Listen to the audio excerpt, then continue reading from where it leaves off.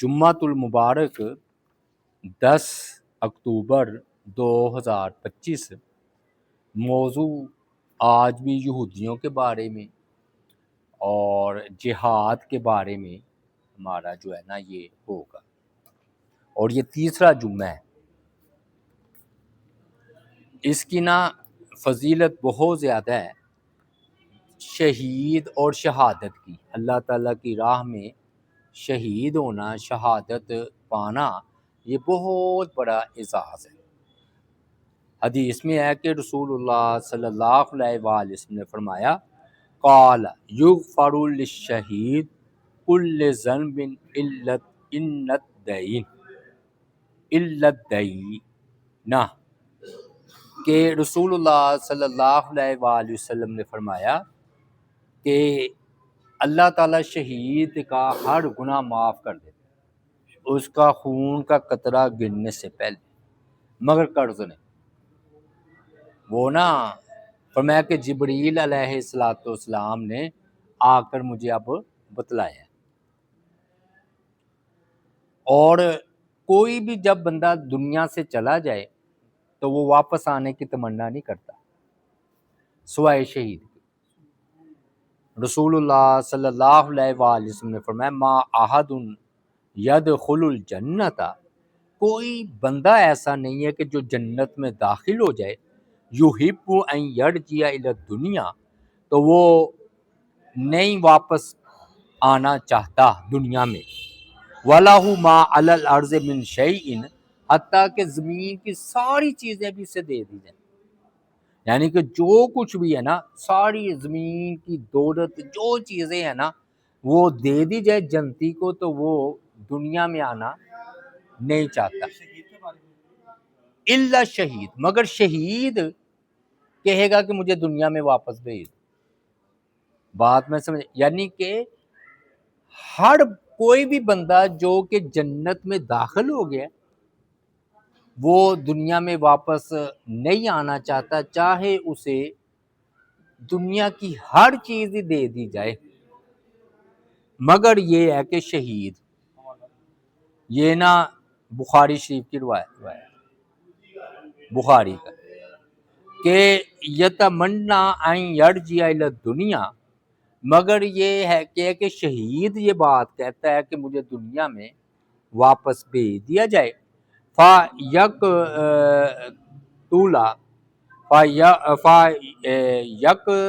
10 مرات، یہاں تک کہ اس کو 10 مرتبہ بھی قتل کیا جائے نا تو میں قتل ہونے کو تیار ہوں، 10 مرتبہ بھی۔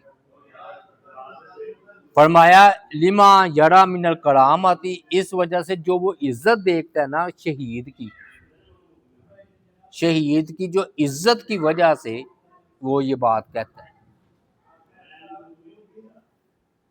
اور رسول اللہ صلی اللہ علیہ وآلہ وسلم نے فرمایا کہ جو بندہ شہید ہو جاتا ہے نا تو جنت میں 72 موٹی آنکھوں والی حوروں سے اس کا نکاح کیا جاتا ہے۔ ترمذی کی روایت ہے، ترمذی کی، اور 70 جو ہے نا اس کے رشتہ داروں کے بارے میں اس کی سفارش قبول کی جاتی ہے۔ ہاں جی، یہ ترمذی کی روایت ہے جی، کتاب الجہاد میں۔ اور قیامت کے روز شہید اس حال میں آئے گا کہ اس کا خون تر و تازہ ہوگا، جس سے کستوری کی خوشبو آ رہی ہوگی، یعنی کہ خون تو خون ہے لیکن اس خون سے کستوری کی خوشبو آ رہی ہوگی۔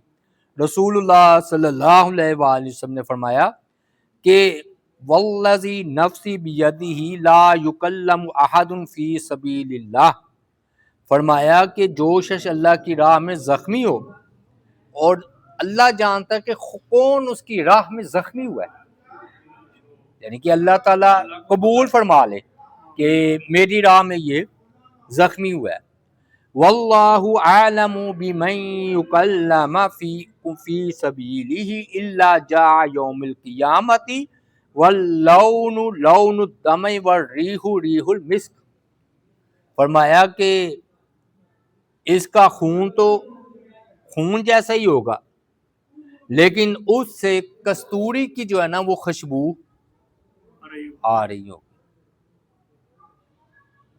اور شہید جو ہے نا شہادت کے بعد سیدھا جنت میں چلا جاتا ہے۔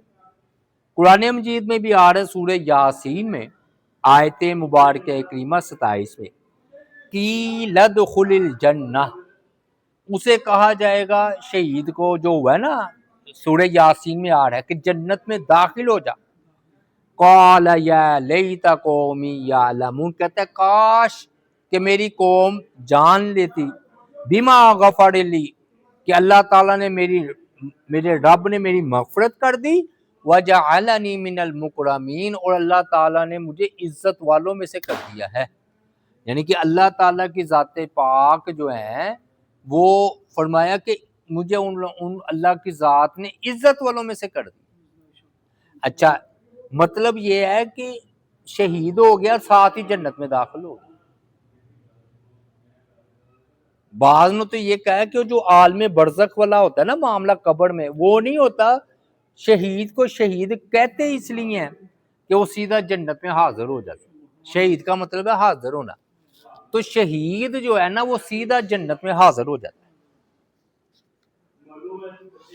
اور یہ آسان کام نہیں ہے جہاد ایسے ہی ہے کہ فرمایا کہ جنت جو ہے نا، جنت انا ابواب الجنتی تحت ظلال السیوف، تو فرمایا کہ جنت جو ہے نا وہ تلواروں کے سائے تلے۔ کیا مطلب کہ تلواریں چلیں گی، اس کا سایہ ہوگا تو پھر جنت ملے گی۔ جیسے ہمارے ہاں کیا کہتے ہیں کہ ماں کے قدموں تلے جنت ہے، کہتے کہ نہیں کہتے کہ ماں کے قدموں تلے جنت ہے؟ یہی حال ادھر ہے کہ فرمایا کہ جہاد یعنی کہ تلواریں چلیں گی، اس کے سائے میں جنت ہے۔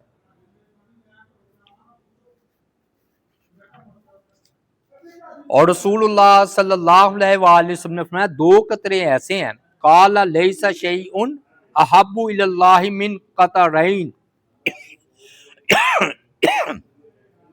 دو قطرے اللہ تعالیٰ کو بڑے ہی محبوب ہیں، بڑے ہی پیارے ہیں، ان میں سے ایک قطرہ خون کا قطرہ ہے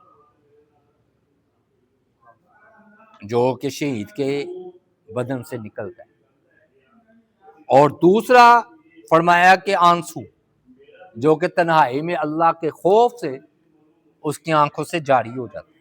یہ روایت ہے جی ترمذی کی، اور آگے بھی دو الفاظ ہیں، فرمایا کہ دو نشان اللہ تعالیٰ کو بڑے پیارے ہیں، ایک وہ چوٹ، وہ نشان جو کہ جہاد کی حالت میں آیا،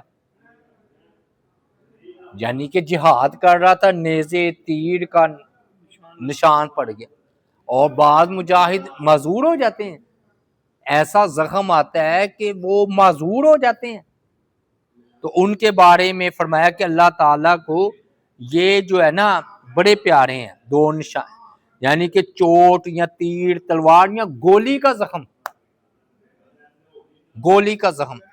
اور دوسرا فرمایا کہ جو اللہ تعالیٰ کی فرائض ادا کرتے ہوئے جسم پر نشان پڑ جاتا ہے، مثلا سجدے کا نشان پڑ گیا، ہمارے ہاں جو کہتے ہیں نا یہ سجدے کا نشان، یہ حدیث ہے اور یہ ہے ترمذی میں، یعنی کہ فرائض کی ادائیگی کرتے کرتے دیکھیں نا سردی میں پاؤں پھٹ جاتے ہیں،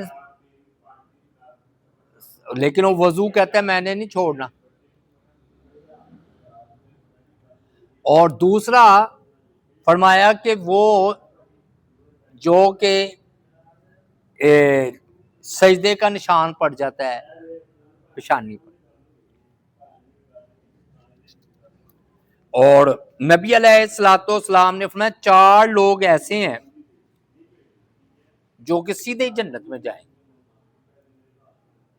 ایک نبی ہے، دیکھیں کہ اللہ تعالیٰ نے شہید کو کیسے ملایا، کن کے ساتھ ملایا، معصوم بچہ جو فوت ہو جائے، ہماری عقل کہتی ہے کہ کوئی گناہ تو کیا نہیں تو سیدھا جنت، زندہ درگور کی ہوئی لڑکی یعنی کہ جس کے باپ نے اللہ معاف کرے اس کو زندہ دفن کر دیا، وہ بھی جنت میں جائے گی۔ نابالغ بچی اور زندہ درگور کی گئی لڑکی، اور تیسرا شہید، اور چوتھا نبی. چار. اب دیکھیں نبی کے بارے میں کوئی شک ہو سکتا ہے کہ وہ سیدھا جنت میں جائیں گے؟ اچھا، جو نومولود بچی ہے اس کے بارے میں شک ہو سکتا ہے؟ نہیں، وہ بھی سیدھا جنت میں جائے گی.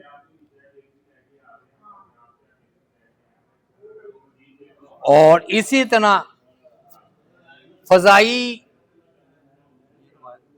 یہ روایت ہے جی، 4 لوگوں والی یہ روایت ہے ترمذی میں، صحیح روایت ترمذی کی.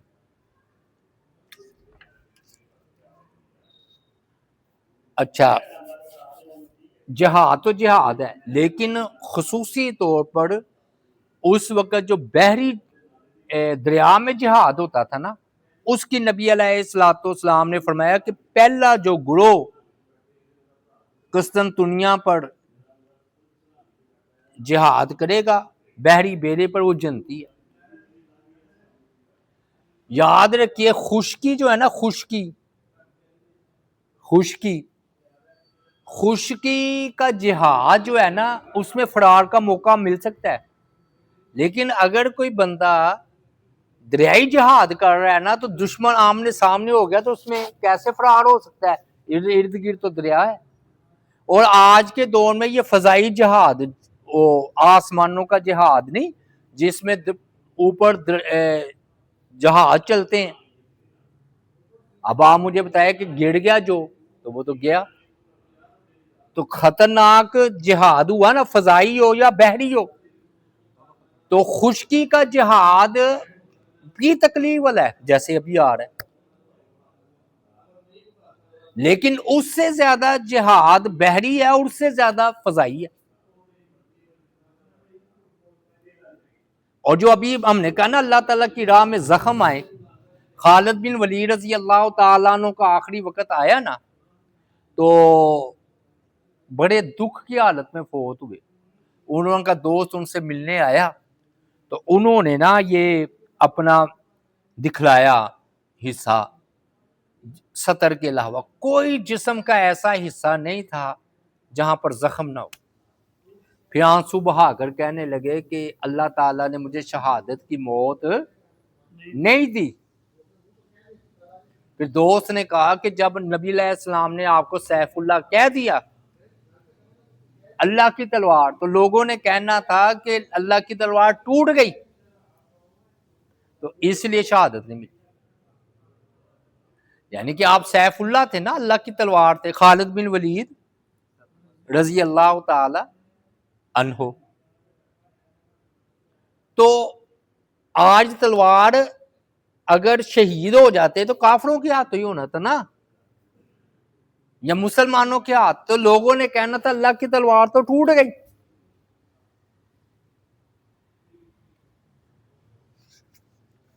پھر نہ یہ حضرت جابر رضی اللہ تعالیٰ عنہ غزوہ احد میں یہ ان کے والد عبداللہ شامل ہوئے نا، تو آپ کے سامنے لاشیں آئیں، تو کئیوں کے پتہ نا حمزہ مسلح کیا ہوتا، ناک کان، تو ان کے والد کے بھی لاش لائی گئی. تو وہ نا بار بار ان کا چہرہ پڑتا اٹھا کر نا، جو اوپر ان کی چادر تھی، تو اپنے باپ کو دیکھتے تو روتے. اور آپ نے نا ایک عورت کے رونے کی آواز سنی، پتہ چلا کہ وہ یہ عبداللہ کی بہن ہے یا بیٹی ہے. آپ نے فرمایا وہ کیوں روتی ہے؟ ان کے باپ عبداللہ کے اوپر فرشتوں نے سایہ کیا پڑوں کا، یعنی کہ لاش مبارک ہے نا عبداللہ کی، تو اس کے اوپر جو ہے نا فرشتوں نے اپنے پڑوں کا سایہ کیا ہوا ہے. تو کہتے شہید کی شہادت کے بعد فرشتے اپنے اوپر سایہ کرتے ہیں. اب بھائیو، حدیث میں ہے کہ نبی علیہ الصلوۃ والسلام سے عورتوں نے پوچھا کہ بلکہ کہا ہمیں اجازت دی جائے جہاد کی، اتنا جذبہ عورتیں، اور اسلام نے عورتیں، بچے، بوڑھے تینوں پر جہاد کو فرض نہیں کیا، لیکن انہوں نے اجازت طلب کیا کہ ہمیں جہاد کی اجازت طلب کی جائے، دی جائے، اتنا جذبہ۔ عورت کمزور ہے نا، لیکن پھر بھی کہا نہیں، ہاں تمہارا حج کرنا نا، حج کرنا، فرمایا کہ یہ حج کرنا یہ جہاد کے برابر، جہاد کے برابر۔ اب عورتیں کیا کرتی تھی؟ پھر وہ جہاد میں حصہ لیتی تھی، مرہم پٹی کرتی تھی، کھانا پکاتی تھی، زخمیوں کی دیکھ بھال کرتی تھی، غزوات میں ساتھ جاتی تھی عورتیں۔ اور جنگ یرموک میں کیا ہوا ہے؟ ہند جنہوں نے امیر حمزہ کا مسئلہ کیا تھا، وہ ان کے بارے میں آتا ہے کہ عورتوں کی رات کو میٹنگ ہوئی۔ یاد رکھیے جنگ یرموک ایسی جنگ ہے جس سے نا یہ ان کا بوڑیا بستر گول ہو گیا رومیوں کا، اور شام سارا کا سارا علاقہ مسلمانوں کا ہو گیا۔ تو اس میں جو نا عورتیں نے بھی لڑی ہیں، میٹنگ ہوئی، انہوں نے کہا اپنے مردوں کی حالت دیکھ رہے ہو، آگے بات آئے گی، 2,00,000 رومی تھے اور ادھر 40,000 صرف مسلمان تھے۔ اور پہلے جو ہے نا قیادت ابو عبیدہ بن جراح، کیونکہ حضرت عمر نے انہیں معزول کر دیا تھا نا خالد بن ولید رضی اللہ تعالی عنہ کو، تو ہوا یہ کہ جب جنگ شروع ہوئی تو پھر ابو عبیدہ بن جراح نے ساری قیادت خالد بن ولید کے حوالے کر دی، وہ چالیں ساری ان کی چالیں تھیں۔ 6 دن لڑائی جاری رہی۔ اب 2,00,000 کا مطلب یہ ہے 40,000 کے مقابلے میں کہ ایک رومی کے مقابلے 5 رومی ہے اور ادھر ایک مسلمان، تو 5 رومیوں کا ایک مسلمان کے ساتھ مقابلہ تھا۔ 5 رومیوں کا، اور ادھر کون ہے؟ ایک۔ اب انہوں نے کہا کہ بھئی ہم صبح مرد ہمیں کیسے اجازت دیں گے؟ کچھ دوسرا یا تیسرا دن تھا۔ ہند جو ابو سفیان کی بیوی تھی، اور یاد رکھیے ابو سفیان بھی نا رضی اللہ تعالی جنگ یرموک میں شامل تھے، اور ایک مرتبہ نا 2,00,000 فوج نے نا ایک دم تیر برسائے، ایک دم سب نے اکٹھے، وہ کہتے ہیں کہ اتنے تیر آئے کہ سورج چھپ گیا، سورج کی روشنی زمین پر نہیں پڑی۔ آپ خود اندازہ لگائیں 2,00,000 اکٹھے تیر چلیں، اور 1,00,000 تیر ہی چل جائیں تو کتنے تیروں کی برسات ہو جائے گی، بارش ہو جائے گی۔ تو سورج چھپ گیا اور کئی مسلمانوں کو وہ زخمی کر گئے تھے، اتنا وہ بچتے۔ ابو سفیان رضی اللہ تعالیٰ عنہ کی آنکھ ضائع ہو گئی تھی، ان کی آنکھ میں تیر لگا تھا، اور ایک مرتبہ ایسی حالت آئی کہ پسپا ہو گئے، ان کے پیچھے آ گئے۔ تو ہندا پھر گرجتی ہوئی آئی، بڑی ہے نا روب دار خاتون تھی، تو انہوں نے نا ڈنڈا مارا ابو سفیان کے گھوڑے کے چہرے پر۔ ابو سفیان اوپر سوار تھے، بھئی آپ خود اندازہ لگائیں نا، وہ پتہ کیا کرتے تھے، یہ تو 40,000 ہی تھے نا، تو وہ لڑتے رہتے، پھر اپنا تازہ دم لشکر آگے کر دیتے، وہ پھر ان سے لڑتے، ان کو کر کے تیسرے کو لے جاتے۔ اب آپ خود اندازہ لگائیں، مسلسل ایک مجاہد 5 مجاہدوں سے پورا دن لڑتا تھا۔ وہ پھر انہوں نے ڈنڈا مار کر کہا، اے ابو سفیان تمہیں نہیں پتا کہ تم نے غزوہ احد میں کیا کیا تھا؟ واپس لوٹ جاؤ اور ایسا لڑ کے آج اللہ تیرے گناہوں کو معاف کر دے، اللہ تیرے گناہوں کو معاف کر دے۔ چنانچہ یہ پھر واپس چلے، اور پھر ایک میٹنگ ہوئی عورتوں کی، جہاں سے میں بات کرنا چاہ رہا تھا۔ انہوں نے کہا صبح ہم لڑیں گے. انہوں نے کہا مسلمان تو ہمیں نہیں آگے آنے دیں گے. انہوں نے کہا ہم نے ان سے تھوڑی اجازت لے لی, حالت تم دیکھ رہے, ہم صبح خود میدان جہاد میں کود پڑیں گے. چنانچہ پروگرام بن گیا, انہوں نے اپنے دوپٹے کس لیے. کافی خواتین سی, سینکڑوں کی تعداد میں, لیکن بہرحال ذمہ داری کے لیے آئی تھی نا. پھر انہوں نے کہا اپنے قریب پتھر اکٹھے کر لو, جو مسلمان واپس لوٹے صحابہ یا کوئی بھی, ان کو پتھر مار کے واپس بجاؤ. اتنا معاملہ تھا. اور یہاں رومیوں کے خلاف بھی پتھر سنگ باری کی انہوں نے. اب ہوا یہ کہ ایک وقت آیا کہ 5واں دن تھا, کیونکہ 6 دن لڑائی ہوتی رہی, 6 دن. تو 5ویں دن نا ایسا ہوا ہے کہ شکست ہو گئی جی, ظاہری طور پہ, یعنی کہ مسلمان پسپا ہو گئے پیچھے. اب عورتوں نے تو رات کو میٹنگ کی ہوئی تھی. اب ہندا نے پھر قیادت کی, زرار بن الازور ان کی جو ہے نا, انہوں نے پھر یہ قیادت کی. اور جب یہ پھر کودی ہے نا میدان جہاد میں, تو پھر وہ نا جو کہتے ہیں نا روحانی قوتیں, روح کی قوتیں بیدار ہو گئی. مسلمانوں میں بجلی کوند گئی, کرنٹ دوڑ گیا, یہ کیا ہوا, ہماری عورتیں لڑیں گی. پھر وہ جو ہے نا روح کی قوت سے لڑے, اور 6 دن جو ہے نا ہرکل کو اپنا بوریا بستر گول کرنا پڑا. یعنی کہ ایسی زبردست جنگ تھی. اور خولا جو تھی نا, یہ یہ تھی ازور, یعنی کہ یہ زرار رضی اللہ تعالیٰ عنہ کی بہن. یہ زرار رضی اللہ تعالیٰ عنہ کون ہے؟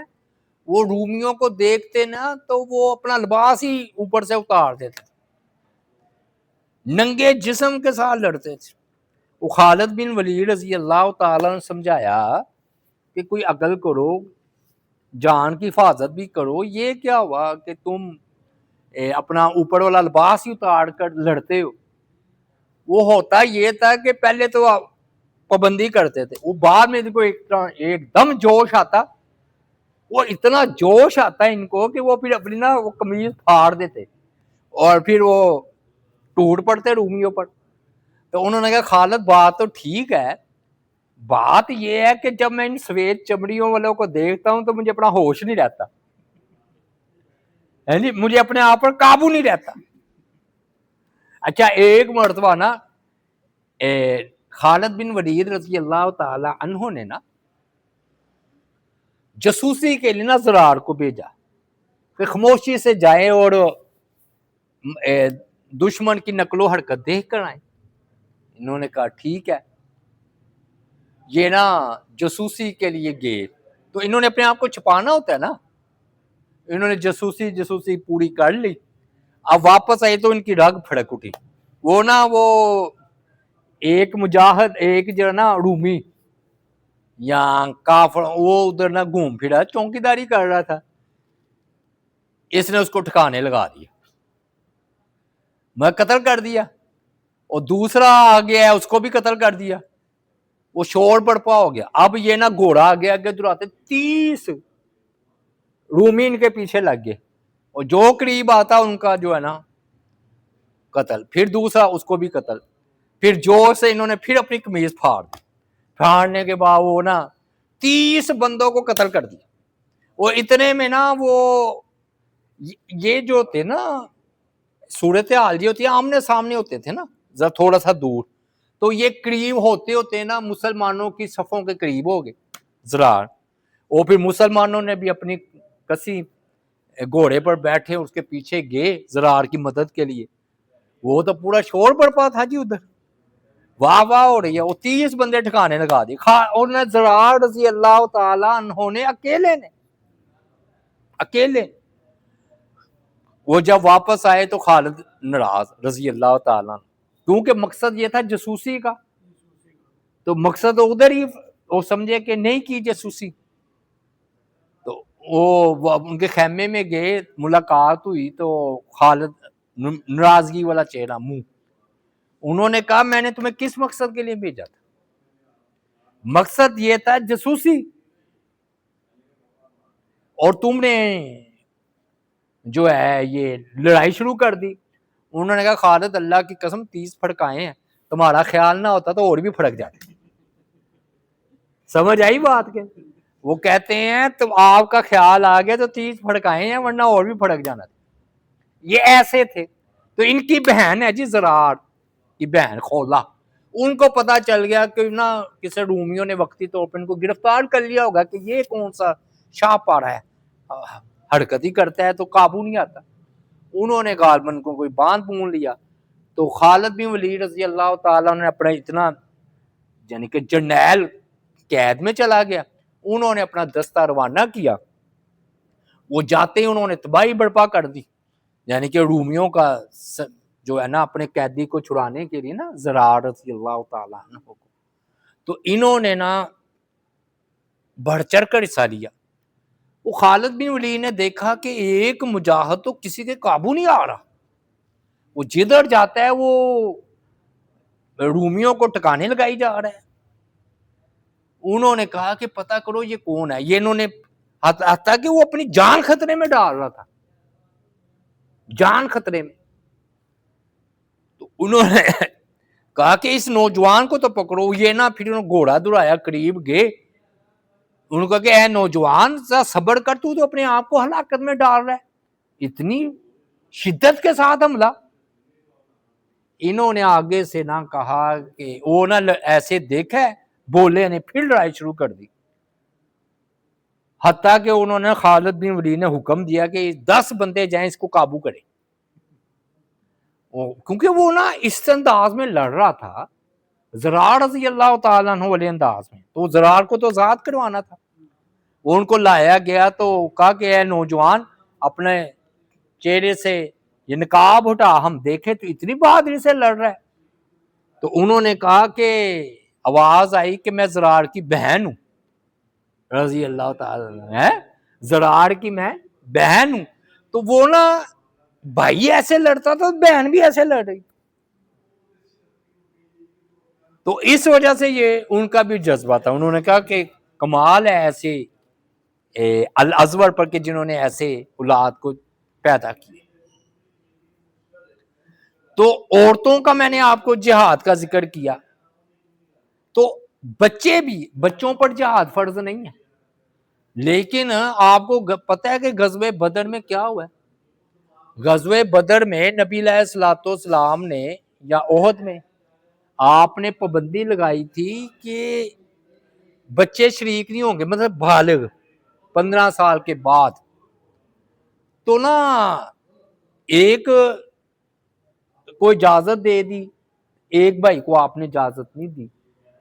تو اس نے بھائی کو کہا, اب نبی علیہ الصلوۃ والسلام کو کہا جی میں اس سے زیادہ طاقتور ہوں, ٹھیک ہے میں چھوٹا ہوں تو کیا ہوا, بچہ ہوں تو کیا ہوا, میں جس کو آپ نے اجازت دی ہے بالغ سمجھ کے, میں اس سے زیادہ اپنے بھائی سے طاقتور ہوں. وہ کہہ رہے لڑکے دیکھ لو کشتی,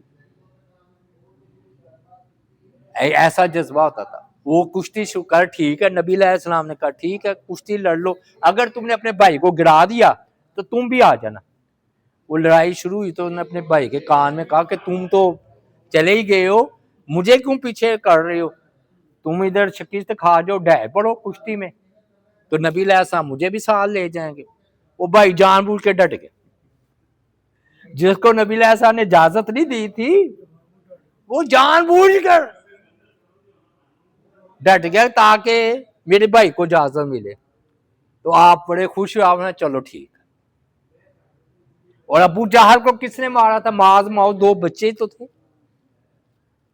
یعنی کہ اتنے تھے 14 سال 15 سال 16 سال لگا لیں.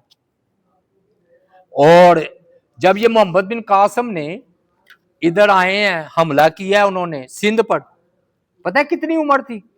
ہمارے بچے تو سوچتے ہیں مستقبل کا کیا بنا, وہ 17 سال کا بچہ تھا. محمد بن قاسم نے جب سندھ فتح کیا ہے تو 17 سال عمر تھی صرف. اور سپہ سلاری کی ہے, سپہ سلاری. اب آ جاتے ہیں جی بوڑھوں کی طرف. حضرت ابو ایوب انصاری رضی اللہ تعالی عنہ نے جنہوں نے استنبول قسطنطنیہ پر حملہ کیا نا جب، تو کہتے یزید سپہ سالار تھا اس وقت، چلے مان لیتے ہیں۔ تو حضرت ابو ایوب انصاری رضی اللہ تعالی عنہ کی عمر مبارک 80 سال تھی۔ بوڑھوں کو جہاد کی اجازت نہیں، لیکن ایسا جذبہ کہ انہوں نے جو ہے نا کہا کہ میں تو لڑوں گا۔ اور یہ عباس رضی اللہ تعالیٰ عنہ نے غزوہ حنین میں شرکت کیا جو ہم ذکر کر رہے ہیں، تو نبی علیہ السلام کے چاچا تھے، تو آپ کی عمر 50 سال سے اوپر سے 57-58 سال، نبی علیہ السلام کی، ابو بکر کی، جب ہم بوڑھے ہو جاتے ہیں نا 50 سال کے بعد 58، نبی علیہ السلام غزوہ حنین میں ابو بکر کو دیکھ لیں، نبی علیہ السلام کو دیکھ لیں، آپ وہ جو ہے نا ابو ایوب انصاری رضی اللہ تعالیٰ عنہ کو دیکھ لیں، ہم تو بوڑھے ہو جاتے ہیں اس عمر، وہ جہاد کرتے ہیں۔ پھر بھائیو اگر ہم بات کریں کافروں کی بہادری کی، یہ تو میں نے آپ کو بتایا نا، جب یہ بعض واقعات ایسے ہیں کہ بندہ حیران رہ جاتا ہے کہ یار یہ کافر ہو کر بھی اتنے بہادر تھے، تو ہمارے صحابہ کتنے بہادر ہوں گے۔ ایک نا درید بن سما، یہ درید کون تھا؟ غزوہ حنین میں آیا ہے، یاد ہے؟ بوڑھا آدمی، کتنی عمر تھی جی؟ 160 سال۔ کہہ رہا تھا میں لڑنے کے قابل نہیں لیکن تجربے بتاؤں گا۔ 160 سال عمر درید کی، اور مالک بن عوف جس کو یہ سپہ سالار بنایا ہے غزوہ حنین میں، یہ 30 سال کا تھا، شکست کھا گیا۔ درید نے صحیح بتایا تھا کہ یہ بچوں کو لے کر نہ آؤ، مال غنیمت بن جائیں گے، ہاں، عورتوں کو، بچوں کو، مال مویشی کو۔ اور جب دمشق پر حملہ کیا نا خالد بن ولید رضی اللہ تعالی عنہ نے، تو ادھر توما تھا سپہ سالار کافروں کی طرف سے، رومیوں کی طرف سے، رومی عیسائی تھے۔ یہ جب لڑا ہے نا تو ایک تیر آیا تو اس کی آنکھ میں گھس گیا، سپہ سالار تھا یہ، اس کو نہ لے کر اندر چلے گئے، تیر اندر لگا ہوا، انہوں نے نا باہر نکالنے کی کوشش کی، وہ تیر باہر نہیں نکلا۔ وہ اتنا بہادر آدمی تھا توما، جو خالد بن ولید کے سامنے آیا، اس نے کہا یہاں سے نا باہر نہ نکالو، ادھر سے تیر کاٹ دو اور اوپر پٹی باندھ دو، ایک آنکھ سے نظر آتا ہے، ایک آنکھ سے لڑوں گا،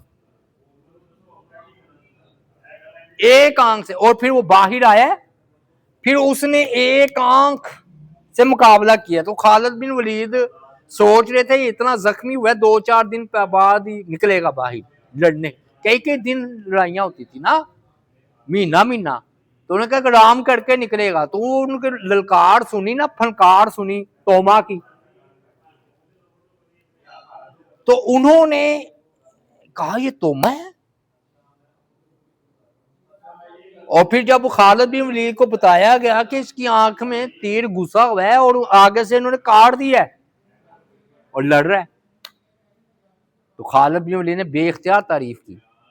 اور آپ کو حیرت کی بات بتاؤں، یہ ہرقل کا دماد بھی تھا، ہاں جی، توما۔ اور یعنی کہ یہ اتنے بہادر تھے۔ اب بھائیو میں آپ کو نا خالد بن ولید رضی اللہ تعالیٰ کے 2-3 واقعات بیان کر کے بات کو ہم سمیٹتے ہیں۔ ایک جنگ کے درمیان نا انفرادی مقابلے بھی ہوتے تھے، انفرادی مقابلے، تو نا ان کے پہلوان ہوتے تھے، رومیوں، آتش پرستوں کے، فارسیوں کے، ایرانیوں کے، تو پہلوان کو کہا جاتا تھا 1000 پہلوان۔ کیا مطلب کہ یہ پہلوان اتنا طاقتور ہے، ہاں جی ارسلان بھائی سن لیں، ادھر آج قریب آئے، اتنا یہ طاقتور ہے کون؟ یہ پہلوان کے 1000 بندوں پر بھی قابو آ سکتا ہے، مطلب مبالغہ ہے لیکن واقعی طاقت والا ہوتا تھا نا، کہ 1000 بندوں پر یہ غالب آ سکتا پہلوان۔ وہ خالد بن ولید کے سامنے آ گئے پہلوان. لڑائی شروع ہوئی. خالد بن ولید رضی اللہ تعالیٰ عنہ کا مقابلہ ہوتے ہوتے مار گرایا اسے. پھر نہ مسلمانوں میں شجاعت پیدا کرنے کے لیے نا خالد بن ولید نے کیا اس کی لاش پر نا اتنا چوڑا سینہ ہوگا نا، اس کا پہلوان تھا اتنا، کہا کہ کھانا لاؤ 12 بجے کا. کھانا آیا، اس کے سینے پر بیٹھ کر کھانا کھایا. پہلوان کے سینے پر وہ بھائی ایک نا شجاعت کی پھر ایک لہر دوڑ جاتی تھی مسلمانوں. آپ اندازہ لگائیں، لاش کے اوپر یہ تھے ہمارے سلر جسے ہم کہتے ہیں سیف اللہ خالد بن ولید رضی اللہ تعالی. اور ایک قلعے پر گئے تو قلعہ سارا خالی. پوچھا یہ کیا ہوا ہے؟ انہوں نے کہا کہ دیکھا کہ ایک نا بوڑھا آدمی نیم مردہ، سانسیں چڑھ رہی ہیں، عمر اس کی بہت زیادہ تھی، تو کچھ کہہ رہا تھا. خالد بن ولید نے کہا کہ اس کو دودھ پلاؤ. دودھ پلایا. کہا کان اس کے قریب کرو. کان قریب کیے کہ بھی کیا کہہ رہا ہے. وہ کہہ رہا تھا آہستہ آہستہ کہ تمہیں خالد بن ولید کون ہے. خالد بن ولید نے منع کیا کہ میرا نہ بتانا کہ میں ہی ہوں، روح ہی نہ پرواز کر جائے روب سے. تو وہ جو ہے نا کہا کہ وہ کیوں پوچھ رہے ہو خالد بن ولید کا. اس نے چہرے سے تو نہیں نا خالد بن ولید کو دیکھا. اس نے کہا اس کا اتنا روب ہے کہ اس کا نام سن کر فوجیں بھاگ گئی، قلعہ خالی کر دیا. تو خالد بن ولید نے کہا وہ کدھر گئی ہے. ان کو فکر ہوتی تھی نا پیچھے کی کہ آگے. اس نے کہا ادھر گئے ہیں. انہوں نے کہا اس بوڑھے کو چھوڑو آگے چلو. مطلب خالد بن ولید ایک جن کا نام بن چکا تھا، ایک افواہ، اور ان کی روب دہشت آگے آگے چلتی تھی اور لوگ ان کو جن سمجھتے تھے. ایک ان کی عقل مندی کا واقعہ بیان کروں. ہوا یہ کہ یہ فارس گئے نا جب، تو لڑائی شروع ہوئی. تو جب لڑائی شروع ہوئی نا تو لڑائی میں ہوا یہ کہ ادھر سے نا خندق کھودی ہوتی تھی، تو خندق آ گئی جی درمیان میں. جب خندق درمیان میں آئی تو خالد بن ولید رضی اللہ تعالیٰ کی رکاوٹ پڑ گئی. یہ وہی خندق جب نبی علیہ السلام نے کھودی تو وہی خندق. اب دیکھیے ادھر خیال نہیں آیا خالد بن ولید کو جنگ خندق کے موقع پر، اور اس موقع پر فرمایا جتنے بیمار اونٹ ہیں آگے کرو. وہ لائے گے کہا ان کو ذبح کرو. وہ ذبح کیا. کہا کہ یہ خندق میں پھینکو. آپ کا اونٹ کتنا بڑا ہوتا ہے، تو ادھر تو مال غنیمت ملتے ہی رہتے نا. کافی بیمار اونٹ تھے، ان کو لا کر ذبح کیا. ان کو خندق میں بھی وہ بھائی وہ پل سا بن گیا. ان کا اللہ کے مجاہدوں، اللہ نے تمہارے لیے ہڈیوں کا پل بنا دیا، اوپر سے گزر گئے جی. دیکھیے یہ ہوتا ہے اللہ تعالیٰ نے ادھر خالد بن ولید دشمنوں کی طرف سے آئے تھے لیکن حالت کفر میں تھے، تو ادھر خیال نہیں آیا کہ 2-4 گھوڑے پھینکو راہ پیدا ہو جائے گی. ادھر کہا کہ اونٹ پھینکو پل بن گیا. اب مجاہدین گزرتے گئے، کوئی گرا بھی ہے تو پاؤں پکڑتا پکڑتا اوپر آ گیا. وہ فارسیوں نے کہا ہماری خندق بیکار ہو گئی. جی باہر نکل کر انہوں نے مقابلہ کیا، شکست ہو گئی. پھر نا جھوٹے نبی بڑے پیدا ہوئے ابو بکر رضی اللہ تعالیٰ کے دور میں. تو ایک جھوٹا نبی تھا، طلحہ اس کا نام تھا. تو خالد بن ولید سے اس کی ٹکر تھی. ہوا یہ کہ جنگ بدر میں نا آپ نے خیمہ لگوایا تھا ادھر دعا کرنے کے لیے. تو انہوں نے بھی نا جو اس کے ماننے والے تھے طلحہ کے، انہوں نے نا ادھر ایک خیمہ لگایا. انہوں نے کہا اللہ کے نبی آپ اللہ سے دعا کریں یہ خالد بن ولید کے خلاف جو نا مدد آئے. انہوں نے کہا ٹھیک ہے، خیمہ لگا دیا کہ نبی علیہ السلام نے جنگ بدر میں دعا کی تھی تو ہمارا نبی بھی دعا کرے. وہ تو جھوٹا تھا. تو وہ بٹھا دیا, مقابلہ شروع ہوا. خالد بن ولید کی چالیں ان کا پاؤں کھا رہی تھی, اکھڑ رہے تھے. ہوا یہ کہ وہ بھاگا بھاگا سپہ سالار آیا کہ اللہ کے نبی کوئی وہی آئی ہے, کوئی مدد آئی ہے. انہوں نے کہا آ رہی ہے, تم لڑو. وہ پھر لڑنا شروع ہو گیا. تھوڑی دیر گزری, پھر بھاگا بھاگا آیا. وہ خالد بن ولید رضی اللہ عنہ غالب آتے جا رہے تھے. وہ ہوا یہ کہ یہ پھر آیا بھاگا بھاگا اور آ کر کہنے کا اللہ کے نبی ہے نہیں وہی آئی ہے, کوئی پیغام آیا ہے. وہ کہتا ہے آ رہا ہے, تم لڑو. وہ اب بالکل شکست تو ہو گئی, بھاگنے والے چکر رہ گیا تھا. وہ پھر آیا, اس نے کہا کہ اب تو انتہا ہو گئی ہے, کوئی مدد. ہاں کہتے جبریل علیہ السلام آ گئے. وہ کیا اچھا کیا کہتے ہیں؟ جبریل علیہ السلام نے کہا کہ یہ وہ وقت ہے, تم بھی اس کو یاد رکھو گے, میں بھی یاد رکھوں گا. تو بھاگ گیا پیچھے سے. وہ خیمہ کھول کر نا پیچھے سے بھاگ گیا. او باہر نکلا طلحہ, اس نے کہا سپہ سالار نا طلحہ کے, وہ جھوٹے نبی کے پیچھے جانے نہ گنواؤ. اور جبریل آیا تو کیا کہہ گیا, بھاگو. وہ سارے بھائی وہ دوڑ لگا دی انہوں نے, سمجھ آئی نا, وہ سب نے دوڑ لگا دی. وہ جبریل کون سا آنا تھا, وہ ایسے ہی مکاری. وہ تو اصل نبی علیہ السلام تھے نا, کہ بدر میں جبریل علیہ السلام آئے تو انہوں نے کہا یہ ہمارے گھوڑے ہیں. اس نے وہی تھوڑا سا سن رکھا تھا, تو اس نے جھوٹا ہی کہہ دیا کہ جبریل وہی لے کر کے آئے ہیں, کوئی مدد تو کرو.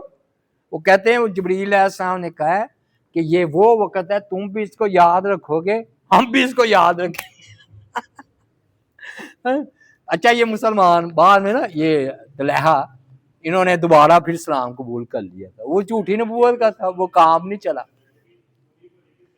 پھر جب بیت المقدس فتح ہوا ہے جی, تو پھر نہ حضرت عمر گئے, تو خالد بن ولید بھی تھے, یہ دوسرے بھی تھے. تو انہوں نے کہا جی نماز کا وقت ہوا, تو کہا جی اذان کون دے. تو بلال رضی اللہ تعالیٰ عنہ بیٹھے تھے. تو انہوں نے کہا کہ اتنا زبردست موقع ہے تو بلال اذان دے. یہ شام آ چکے تھے نا بلال رضی اللہ تعالیٰ عنہ. تو انہوں نے کہا کہ اے امیر المومنین, حضرت عمر آئے ہوئے تھے نا ادھر جب بیت المقدس فتح ہے, آپ کہیں بلال ہماری بات تو نہیں مانے. حضرت عمر رضی اللہ تعالیٰ نے سفارش کی